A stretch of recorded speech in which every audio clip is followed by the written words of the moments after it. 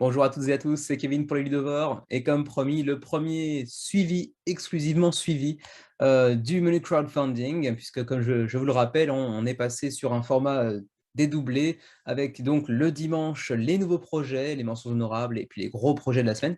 Et puis donc maintenant le mercredi ou le jeudi, je verrai le jour où je le poste, donc le suivi des projets déjà présentés les semaines précédentes. Donc ça permettra de faire mes émissions un petit peu plus courtes pour ceux qui n'auraient pas suivi l'émission précédente éventuellement. Donc je pense que cette émission sera peut-être un petit peu moins suivie, mais bon, elle a le mérite d'exister. Ça vous permettra de vous souvenir que tel ou tel projet existe encore, qu'il vous reste très peu de temps pour y aller ou pas, etc.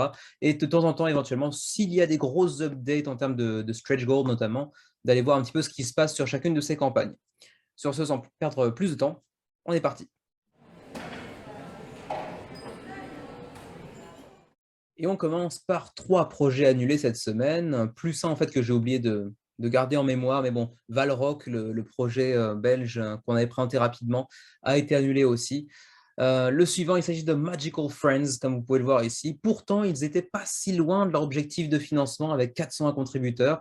Mais bon, j'imagine qu'ils ont quand même choisi d'annuler plutôt que d'attendre, de terminer la campagne avec un score peut-être franchissant les 100, mais avec, comment dirais-je? Ce qu'ils considéraient très certainement, eux, comme une déception en termes statistiques, disons. Juste, allons voir du côté des actus pour plus d'informations concernant la relance de la campagne. Pour l'instant, j'ai l'impression qu'on n'a pas encore de date définie. Oui, c'est ça. On n'a pas encore de date de retour pour le Kickstarter, mais ça devrait être l'année prochaine a priori. Donc à suivre pour donc Magical Friends and How to Summon Them, qui avait quand même fait un score pas si ridicule que ça en plus. On continue avec Dreamweavers qui a également annulé et c'est vrai que malgré la beauté de la boîte et du projet, bon, c'était pas un projet magnifique non plus, mais ça c'était pas si mal que ça sur le papier. On est assez loin, même très, très loin du seuil de financement puisqu'on était à, ouais, à peu près un quart du financement, un petit peu moins d'un quart du financement, pour Dreamweavers qui avait été présenté il y a une semaine aussi. Donc voilà, annulation.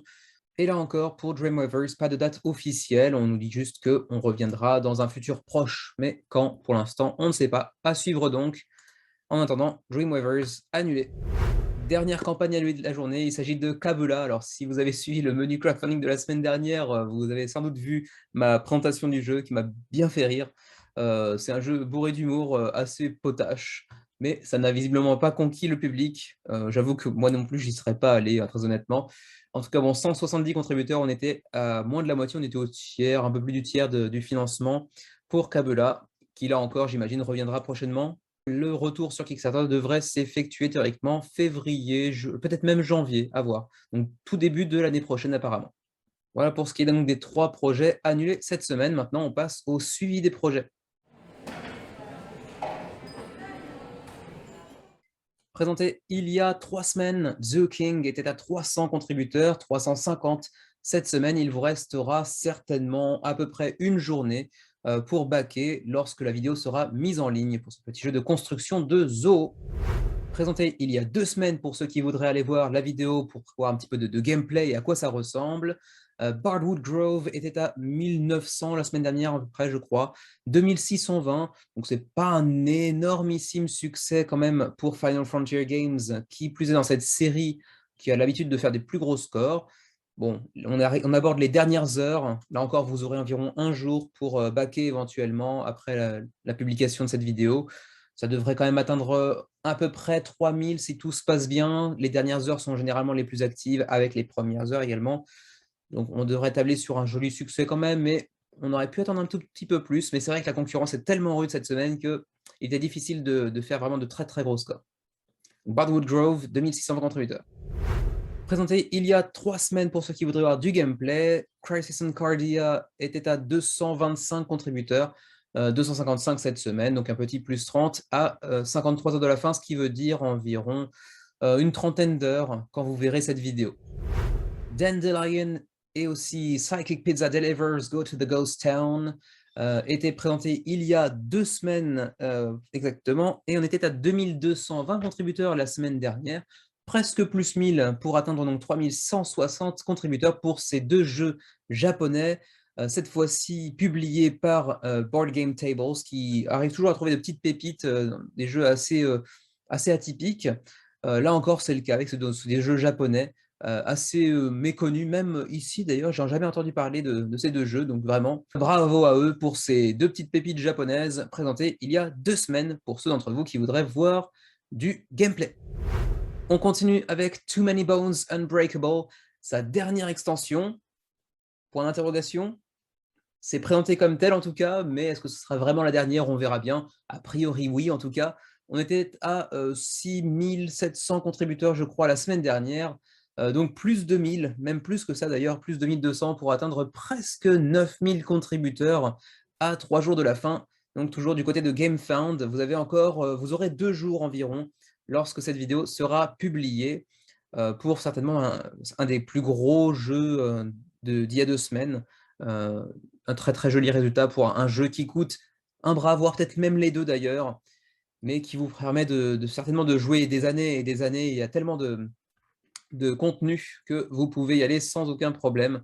Ne serait-ce que cette extension est également un stand-alone, vous pouvez y jouer tel quel, je crois, hein, si je me souviens bien. Je vous invite à aller voir la vidéo des 2 semaines, il y aura énormément de matériel, énormément de contenu vraiment. C'est du Chip Theory Games, très très très joli matos, mais le prix qui va avec, bien entendu. Un jeu assez lourd, assez complexe, mais avec une réputation vraiment extraordinaire aussi, hein. Ça fait partie du top 50 sur Board Game Geek, c'est pas pour rien. Vous pourrez voir que depuis la semaine dernière, on a quand même débloqué tout un tas de trucs. On a des nouvelles cartes, on a aussi de nouvelles tuiles de lave apparemment, hein, sur le plateau de combat. On a tout un tas de caves qui sont venus s'ajouter à l'extension Delor. J'ai oublié le titre complet. On a aussi Cooking with Carcass Cookbook. On a un livret de recettes apparemment. Bon, je n'ai pas été regardé, mais bon. On aura aussi des orbes de métal pour Polaris. On aura des jetons floutés pour Figment. Bon, je n'ai pas regardé la campagne en détail depuis le lancement, hein, je vous avoue. Tiens, ça c'est intéressant par contre, des chips de poker, donc des jetons de poker représentant de l'électricité statique. Quel intérêt aura-t-elle en termes de gameplay? Je ne vais pas passer trop de temps non plus pour ne pas alourdir la vidéo, mais ça a l'air d'être intéressant en tout cas. On a encore plusieurs autres stretch goals qui ne sont pas encore débloqués, donc encore plus de cartes pour Rage of Tyranny. On aura aussi des Scar Tokens, Machine Scar Tokens pour Gale, donc encore plus de matériel upgradé, qui plus est. Et puis on aura encore 15 baddies supplémentaires ainsi que 40 caves, ce qui est assez énorme comme update, quand on franchira les 3 millions de dollars, si jamais on les franchit, ce qui devrait quand même se faire, je pense. D'autant que là, on est quand même à 2 627 000. Ouah, ça devrait passer quand même largement. Donc voilà pour Too Many Bones Unbreakable. Si vous voulez avoir un peu plus de détails concernant les mécanismes, etc., je vous invite donc à aller voir la vidéo d'il y a 1 semaine. Présentée il y a moins d'1 semaine, et c'est la première fois que je dis ça, puisque ça a été la première mouture du samedi, donc dédoublé, hein, le menu crowdfunding est dédoublé. Donc samedi dernier, il y a donc 4 jours, je vous ai présenté Skulls of Sedlec et ces 3 nouvelles extensions. Très belle évolution, on est à 1560, près de 2000 cette fois-ci. À 4 jours de la fin, c'est toujours des campagnes très très courtes du côté de chez Button Shy Games. Donc il faut toujours comment dirais-je, être plus ou moins sur le qui-vive pour ne pas rater une campagne de chez eux. Encore un très joli succès pour vraiment un très très très bon jeu, un excellent petit jeu que je sors très souvent avec Xavier et d'autres collègues d'ailleurs. C'est vraiment très très plaisant et j'ai hâte de voir j'ai déjà vu ce que les extensions pouvaient apporter supplémentaires, mais j'ai hâte de pouvoir les tester en tout cas. Voilà, Skulls of Sedlec pour ces 3 extensions, 1970 contributeurs à 4 jours, soit 3 jours quand vous verrez la vidéo de la fin de la campagne. Présenté à 3 semaines, Duelist est financé. On n'y croyait pas, ça aurait été long, ça aurait été poussif, mais ça y est, Duelist a financé. On était à 130 contributeurs la semaine dernière, 180, c'est fait, n'en parlons plus. Présenté la semaine dernière, il y avait 1360 contributeurs la semaine dernière, on est désormais 1902 pour ce projet polyglotte, comme vous voyez, avec une version française qui plus est, qui est donc Grove, un petit projet, très petit projet avec 18 cartes ou 9 cartes peut-être recto verso, j'ai toujours pas très bien compris, plus quelques dés, bon, matériel très très minimaliste, comme souvent d'ailleurs avec Sidedrome Games, même si c'est certainement l'un de leurs plus petits jeux, jeu solo en plus, hein, qui plus est. Donc Très beau succès quand même, hein, 1902 pour un jeu exclusivement, solitaire, c'est quand même assez rare pour être signalé.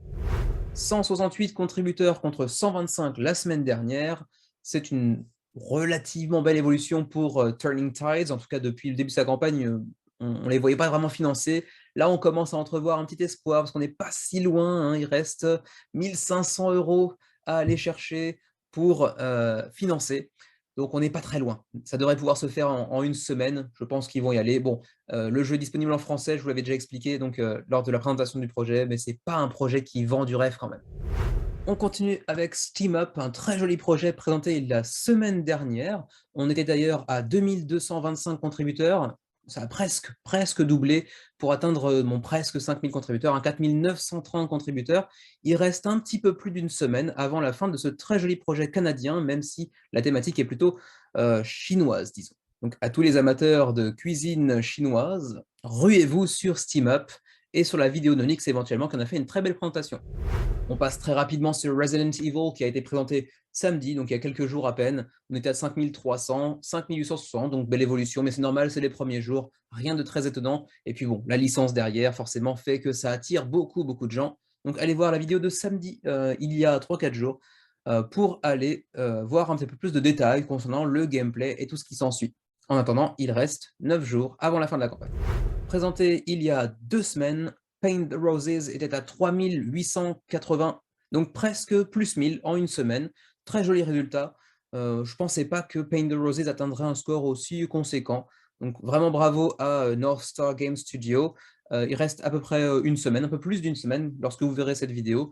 Donc ça devrait largement dépasser les 5000. Je pense qu'on ira plutôt tâter les 6500, 7000 d'ici la fin de la campagne, je pense. Donc allez voir la vidéo d'il y a 2 semaines pour en apprendre un peu plus sur son gameplay. 690 la semaine dernière, jour de sa présentation. 830 cette semaine. Bon, c'est une évolution mi-figue, mi-raisin, dira-t-on. C'est pas extraordinaire, surtout pour un jeu de chez Garfield Games. Alors certes, c'est pas tous les jeux de leur auteur principal, qui est aussi l'éditeur d'ailleurs, comment s'appelle-t-il déjà? Shem Phillips. Donc oui, ce n'est pas censé être un aussi gros succès que tous ces jeux donc, du Royaume de l'Ouest, etc., des mers du Nord. Mais quand même, moins de 1000 pour l'instant, c'est un petit peu décevant, même si ça va passer les 1000 de toute façon, puisqu'il reste 9 jours, ça devrait atteindre 1300, 1500 contributeurs peut-être d'ici la fin de la campagne. Présenté la semaine dernière dans ce fameux menu de près de 3 heures, qui m'a donc forcé, qui m'a poussé tout du moins à découper le menu en deux pour essayer d'avoir des menus un peu plus présentables, un peu plus digestes. Lords of Ragnarok est désormais à 7000, alors non, je dis 5000, non, je ne sais pas compter.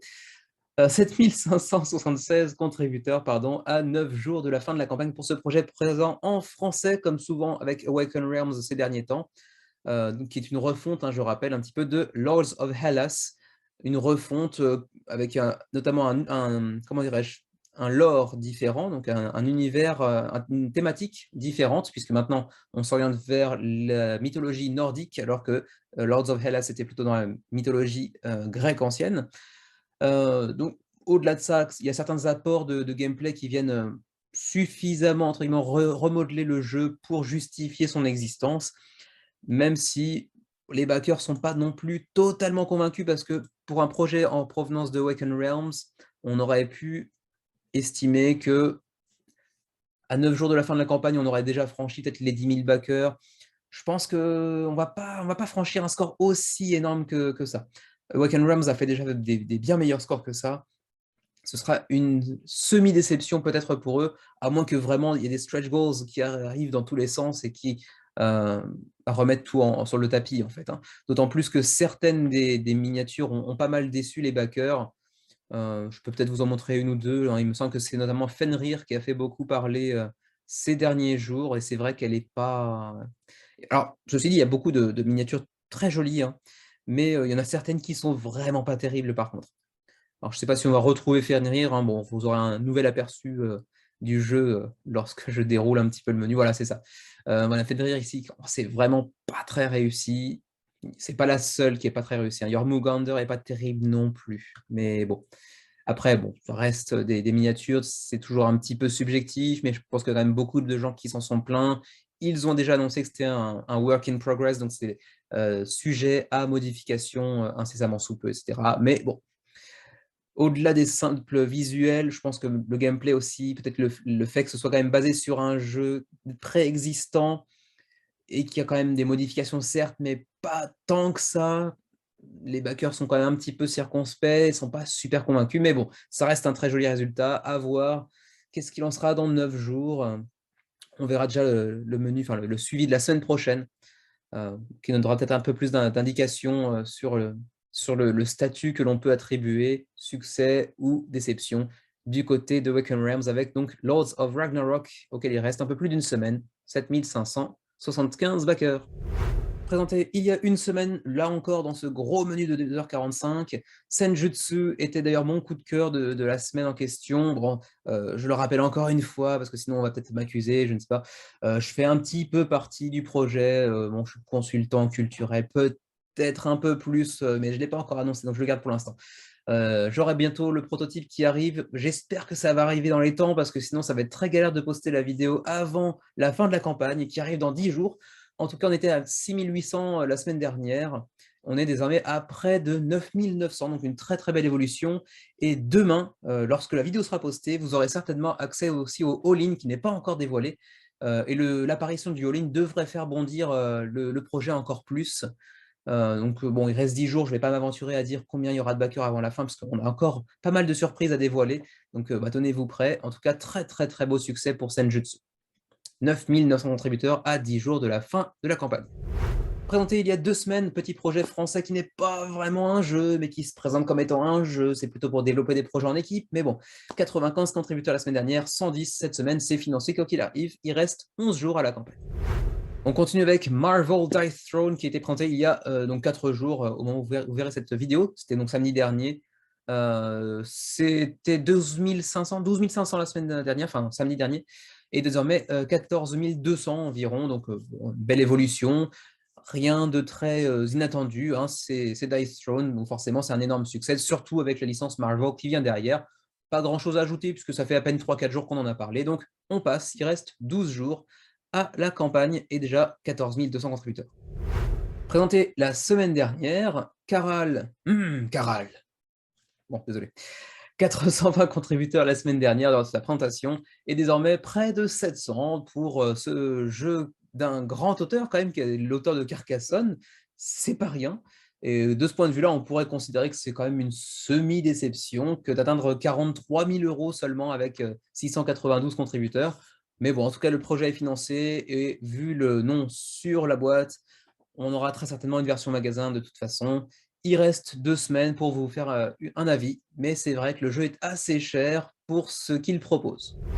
Présenté la semaine dernière, là encore, For Glory était à 1050 contributeurs, plus 800 pour ce jeu de gladiateur, auquel il reste 2 semaines de campagne, là encore, pour le jeu de base plus son extension. C'est une réimpression du jeu de base qui s'accompagne donc d'une nouvelle extension assez riche en contenu, un jeu de deck building vraiment, vraiment, comment dirais-je, l'objet de louanges assez nombreuses.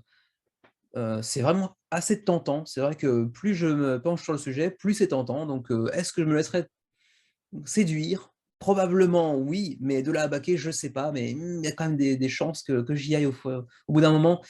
Les sirènes chantent, chantent, chantent et je suis faible. On verra bien. 1856 contributeurs, il reste 2 semaines pour prendre une décision. En tout cas, pas de version française pour l'instant. Présenté la semaine dernière, Dutch Resistance, le jeu sur la résistance hollandaise durant la Seconde Guerre mondiale, était à 185 contributeurs, presque plus de 100 pour atteindre donc 375 contributeurs, et le projet est financé désormais avec 13 645 €, donc près du double, sur le seuil de financement requis à 16 jours de la fin de la campagne. Encore un jeu présenté samedi, donc je ne vais pas passer trop de temps. On était à 888 contributeurs, 1065 pour Power Plants, le nouveau petit jeu de chez KTBG, présenté donc il y a quelques jours. Allez voir le menu crowdfunding concerné. Autre projet présenté samedi, donc il y a quelques jours à peine. Donc je vous envoie vers la vidéo concernée. C'est pas vraiment un jeu, je ne sais pas trop quoi vous dire sur Nine Arches. Il a pris 300 contributeurs, je ne comprends pas ce succès. Alors certes, c'est des noms assez clinquants malgré tout, parce qu'on a un ancien du jeu vidéo Fortnite et un auteur de best-seller aussi américain qui se sont réunis pour proposer ce jeu. Je ne saurais pas trop comment vous présenter ça. Allez voir la vidéo de samedi pour en avoir un peu plus de détails, mais franchement, je ne sais pas trop quoi dire. Eux, ils présentent un peu ça comme un Jumanji dans la vie réelle. Ouais, bref, vous verrez bien ce que vous en pensez. Je suis pas du tout convaincu, mais visiblement quand même 1315 contributeurs à 16 jours de la fin de la campagne. On passe sur un projet bien plus intéressant, à savoir City of the Great Machine et sa version française fan-made par YoYo sur le forum de Quoud. Allez-y si vous n'y êtes pas encore. On était à 510 contributeurs la semaine dernière, 1050. On a passé la barre des 1000 cette fois-ci, ça y est. Il reste 17 jours avant la fin de la campagne et on a déjà accumulé 82 000 $ sur les 23 500 requis à la base. Donc ça se passe plutôt pas mal pour City of the Great Machine. D'autant que depuis la semaine dernière, on a encore quelques nouveautés en termes de stretch goals qui sont venus s'ajouter, avec notamment des rivets, ça s'appelle comme ça en français aussi, je crois, hein, oui, des rivets, pour riveter le plateau de progression, mais également un nouveau héros en la personne de Lucas Aberstein. On a eu des stand-in heroes aussi, qui sont venus s'ajouter pour le limited printing. Ok, intéressant. De nouvelles cartes, des dés, on va dire gravés, c'est pas vraiment le mot que je cherche, mais bref. On aura peut-être aussi une nouvelle héroïne avec Julie Corvus très prochainement à 85 000 $, ça ne devrait pas tarder. Quelques nouvelles cartes encore. Un mode solo, voire coopératif, qui sera débloqué à 100 000 $, ça aussi c'est super intéressant. Donc j'espère que ce sera débloqué, même si j'ai des doutes, je pense que j'irai pas, moi. J'ai pas de doute sur le fait qu'on obtienne le 100 000 $ pour aller chercher le solo et le coopératif, hein. J'ai un doute sur le fait que moi j'y aille. C'est un jeu qui me tentait beaucoup quand il est apparu, il y a quelques mois déjà, et puis quand il est apparu sur Kickstarter évidemment. Mais j'ai peut-être pas le groupe qu'il faut pour aller jouer à City of the Great Machine. Et en plus de ça, il y a beaucoup de projets très intéressants en ce moment, donc on verra. Mais bon, 1050 contributeurs, c'est quand même déjà très bien. À 17 jours de la fin de la campagne, on a encore largement du temps, on va dépasser les 2000. Ce sera un très joli résultat quand même. Là encore, on va passer très rapidement sur Damnation, puisqu'il a été présenté samedi, donc bon, il y a 3-4 jours à peine. 520, 828, belle petite évolution.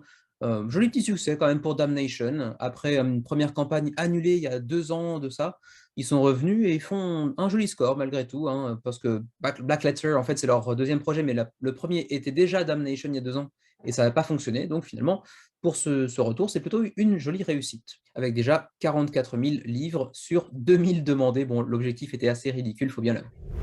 Encore un projet présenté samedi, donc on n'en parle pas plus que ça. Allez voir la vidéo de samedi pour en avoir un petit peu plus. Il s'agit de King Hill qui était à 500, 590. Bon, ça évolue petit à petit. En tout cas, maintenant, c'est financé, ce qui est déjà pas mal. Ce n'était pas encore le cas, je crois, quand j'ai présenté le jeu. Là, on est désormais à 26 810 $ environ sur 20 000 demandés. Et il reste en plus de ça près de 3 semaines pour prendre une décision. Avec une direction artistique, c'est vrai qu'il peut diviser un petit peu. Il y a certaines choses très jolies, certaines choses un peu moins jolies.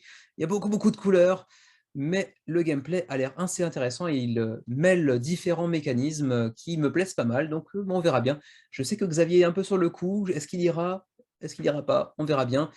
Si jamais j'y joue, ce sera grâce à lui. Je pense pas y aller personnellement, même si ça m'attire un petit peu quand même. Là encore, allez voir la vidéo de samedi dernier, puisque j'y ai présenté Hanami Koji et ce nouveau standalone Geisha's Road, qui vient ajouter quelques mécanismes un peu plus gamer à un jeu déjà très connu et reconnu. 880, non, 840 contributeurs la semaine dernière, enfin samedi dernier, et près de 1200 désormais. Il reste encore près d'un mois, donc vous avez largement le temps de vous intéresser au jeu, d'autant plus que la version française sera disponible durant la campagne. Et dernier petit projet, là encore présenté samedi dernier, donc vous irez voir la vidéo en question pour en savoir plus. On était à 95, 115, donc plus 20 pour Crossroads Inn. Ça sent l'annulation. Il y en a de plus en plus sur GameFound ces derniers temps. Elle commence à accueillir de plus en plus de projets, donc forcément, il y en a aussi qui commencent à annuler parce que ça se passe pas très bien. Ça devrait être le cas pour Crossroads Inn. Et voilà, c'est tout pour ce premier épisode de dédoublé du menu crowdfunding, avec donc les nouveaux projets le samedi, enfin le samedi dimanche plutôt, et le suivi le mercredi ou jeudi, à voir, j'ai pas encore totalement décidé. Vous me direz ce que vous en pensez. Je pense que ça tient la route, ça intéressera forcément un petit peu moins de gens, mais je suis sûr que ça fera quand même quelques vues parce qu'il y a certaines personnes qui préfèrent, suivre, via une vidéo que plutôt par eux-mêmes en prenant quand même une bonne heure pour faire le suivi de tous ces projets.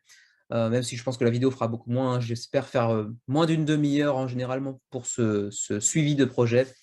Vous me direz ce que vous en pensez. En attendant, je vous retrouve, dimanche prochain, voire peut-être un peu avant parce qu'on a peut-être une ou 2 vidéos à sortir, dans les jours à venir. On n'a pas encore décidé, on verra bien. En tout cas, merci encore et puis on se retrouve très prochainement. À la prochaine.